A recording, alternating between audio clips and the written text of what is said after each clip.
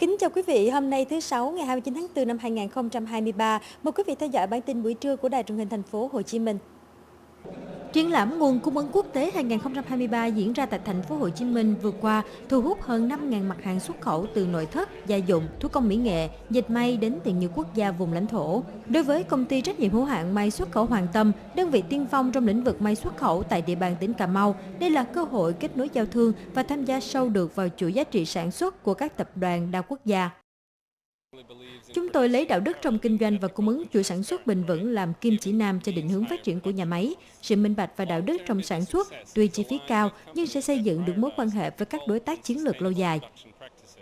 Nhà máy may xuất khẩu Hoàng Tâm được xây dựng trên diện tích 16.000 m2, lực lượng lao động ổn định, hoạt động dựa trên 12 nguyên tắc chủ đạo trong cam kết sản xuất BRAC, DSCI, đơn vị cam kết chiến lược, phát triển toàn diện trên cơ sở tuân thủ pháp luật của nhà nước, trách nhiệm xã hội và công ước quốc tế.